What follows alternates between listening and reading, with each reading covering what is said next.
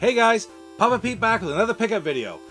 Just a little while ago, I was down to Dartmouth, Nova Scotia to take 64-bit back to college. And while I was on that trip, I managed to stop at one of my favorite spots to get video games, as well as go into another one which might become one of my favorites when I get down to visit them in the future. Anyway guys, can't wait to show you what I got. Stick around.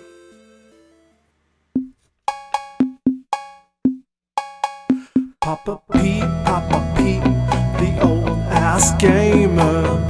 Papa Pete, the old ass gamer. If you haven't grown up by the age of 50, you don't have to.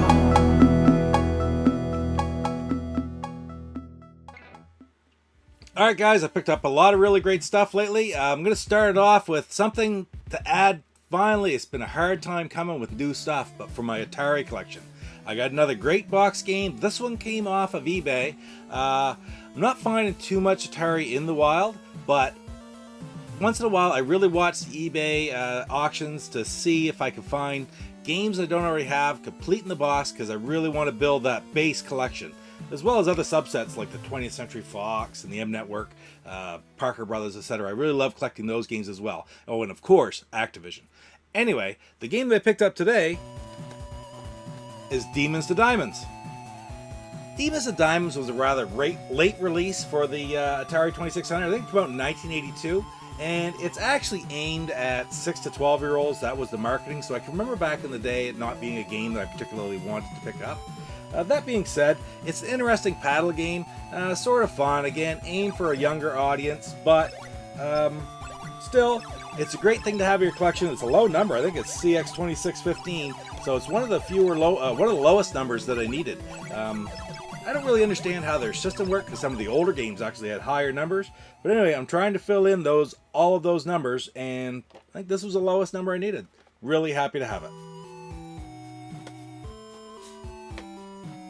Now, a couple days before 64-bit went back to college, he was home. He had been finished up work like 2 days before he had to go back, so he was packing stuff up, and he had a vehicle here, so he went in and he stopped into the thrift store here in town.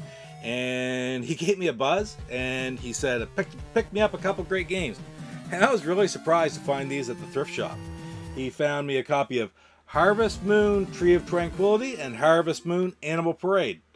Two great Wii games. Of course, we all know the Harvest Moon series is really popular. Farming simulator, sort of an RPG type game.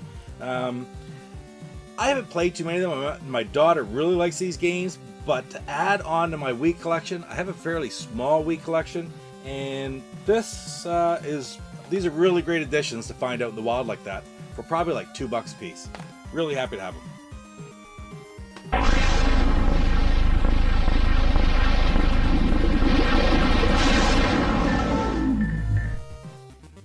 Okay guys, now let's get on to the Xbox games that I picked up. When I was taking 64-bit back to college, we had to drive right past Moncton, New Brunswick, so he and I took the opportunity to stop into one of my favorite places to buy my video games, and that's Parlour Pawn in Moncton, New Brunswick.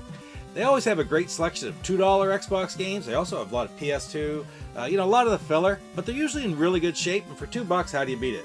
Plus, they're willing to bargain a little bit if you buy more than one or buy some other stuff with it. I've had them throw in like 5 free sports games before. Anyway, this is also the place that I got my Outrun 2006 Coast to Coast back in May, so you never know what you're going to find there. They usually have a great selection of higher end titles up on the wall. Anyhow, this time, here's what I picked up. I picked up a copy of Madden 2002. Gotta have the Madden games. I do love Madden football. It really is a lot of fun. Now, as they get older, they probably aren't as good as the newer ones, but still, there's a lot of fun to be had in playing them. Plus, if you're going to collect for the complete set, you have quite a few Maddens to buy. If you can get them for $2 or less, you can't get it better than that. And great condition. So, here we go. Next up, I got SRS, Street Racing Syndicate. This is a street racing game with a little bit of an RPG element in it, where you battle in street races and you compete for the championship to be the best street racer and avoid the cops, and etc., etc. Not a real well-known game, not a real valuable game, but, very good graphics and a lot of fun. The next game I picked up, Bicycle Casino. Bicycle Casino includes Texas Hold'em. what can I say about this? It's just a card game, poker game. It's not really a super high profile game by any stretch. You can find them anywhere. But I really do enjoy playing older card games, and you never know, I'll throw it in, give it a shot sometime. And it's one of the exclusive titles on Xbox, so that's a little bit of a bonus right there. The next one I picked up, I know very little about this game. Actually, I used to love Virtua Tennis, it was called, for the Dreamcast. One of my favorite games, both it and the sequel that had not only the male but the female players in it.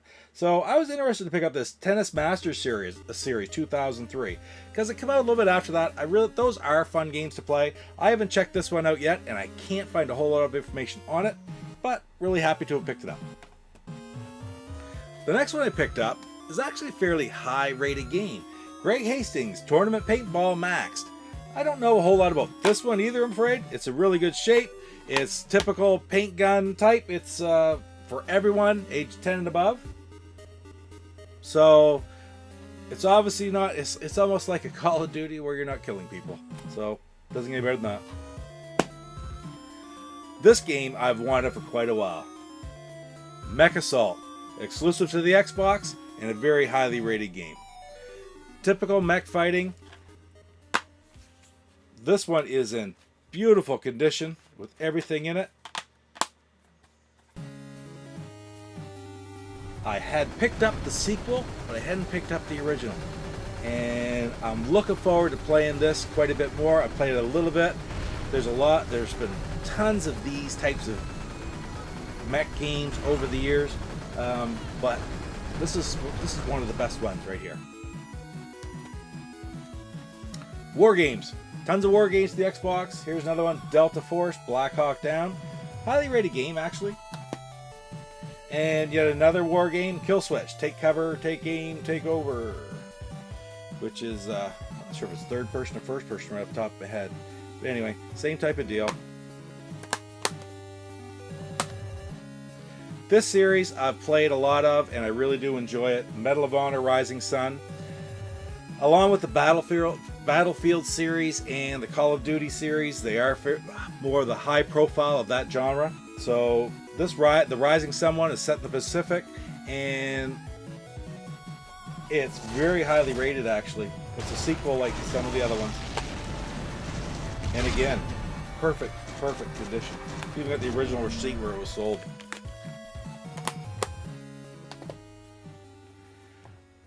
When this game first came out on the PC, I played a ton of it. It's so easy to get addicted to, it's crazy. It's The Sims. The Sims is an absolutely fabulous game. This is the very first version. There's Sims 2. I don't believe I have that one yet. There's so many different expansions on the PC for it. I have a bunch of different games for the PC. I have not checked out the Xbox version of it yet, but I've played it so much I know exactly what it's going to be like. And it doesn't get much more fun than that. It all sort of bloomed and came from the original Sim City way back when. I can remember playing it when it was just the block, almost like a cartoon back in the 80s, early 90s. And the way it's evolved is just amazing. Great game to have for the Xbox, The Sims. I found this one very interesting. Second Sight. It's like a mystery stealth game, third person. And this copy wasn't in the best of shape, but actually the disc and the manual were really good. It was just the case that was an issue at all. So I'm really happy to have picked it up. So in this game, the main protagonist wakes up, he's lost his memory, he doesn't know where he is, and the game involves him going out onto these missions trying to learn the secrets from his past, to figure out why he is where he is. And when he wakes up, the main character, the protagonist, also had these psionic powers, and a lot of the thing about this game is to be able to figure out how to use these psionic powers to achieve your goals. It really is very interesting. The last game I picked up wasn't a $2 game. It was one of the ones off the wall that was worth a little bit more money. But I was really happy to get a copy of Breakdown. I had it on my list of wants. I think I paid 15 bucks for it. Not too bad, really. And it's a first-person shooter, quite highly rated, where you wake up from a coma and you, again, sort of like the last one, except where you try to, it says like, armed soldiers wait for you as you arise from your coma. All seems over before you've even started. Alas, hope is a waking dream, etc., etc., etc. Anyway, highly rated game. Happy to have it in my collection. Before I took off from here where I live down to Halifax, I looked around to try to find some places on Facebook and online that were into retro video game stores that I could visit while I was down there. And I found one in downtown Dartmouth, right in the center of town, called The Lost World. It was... the pictures of it online showed them having an incredible assortment of different games and such, so I had to check it out. I talked to the guy who owned the place. He showed me around, and we had a really good time. He showed us all around the place, pulled bins out here or there. I'd asked about Atari games. He pulled out, oh, I think I have a bin over here. You go over to a tablecloth, lift it up, pull out this great big Rubbermaid tote full of games. It was really something else. I went over, and there was a big wall of Xbox games. The store was really interesting to look around in. I didn't have too much time that day. I can't wait to go back when I can take a little bit more time to really look and find some of the different things that he has there. Okay, so what did I get there? I got a few games from his Xbox wall that I was really anxious to pick up. First of all, not as much this one, but Dead to Rights 2. I hadn't seen very many copies of this game. I got the original Dead to Rights a couple months ago, and this is a sequel, a crime-solving game. Second one, not as highly rated as the first one, but still a very interesting game, and this is in really good condition, so I was happy to add it to my collection. The next one I picked up is another mech style game. Again, it's not as widely known as Mecha Saw 2, but you may have heard of it. It's called Gunmetal. Not quite as common as the other ones, and in this one, it's almost like a Transformers game, because the thing is, it's a mech, and the mech transforms into a jet. So there's aerial fighting, and there's mech fighting. Great combo. Great game. The last game that I picked up from him was one that I had on my want list for quite a while. I think I saw it on one of the Hidden Gems videos from Metal Jesus or something back, a year ago now. And the thing is, it looks like kind of a budget title, but I never see it anywhere. And I walked in there, and there it was on the wall at a price that I was willing to pay for it. It's another aerial game, but it's kind of an adventure game as well. Jaeger. I just love the artwork on this game. This is a great aerial fighting game with great missions in between that link everything together throughout the story. I love games like this. Even though it's not set in space, they always sort of remind me of the old Wing Commander style games that I played back in the 90s. I just love these games, and I really cannot wait to check this one out. What a great bunch of pickup, guys. A little bit of eBay stuff from the thrift store here in town, Harvest Moon, how do you beat that? And lots to add to my Xbox collection from my favorite spot to get games, Parlour Pawn, and maybe my new favorite, or another new favorite, The Lost World in Dartmouth, Nova Scotia. Anyway, don't forget to hit like, comment, and subscribe to the channel, and we'll see you next time, guys. Thanks for spending a few minutes with me today. Papa Pete, the old ass gamer.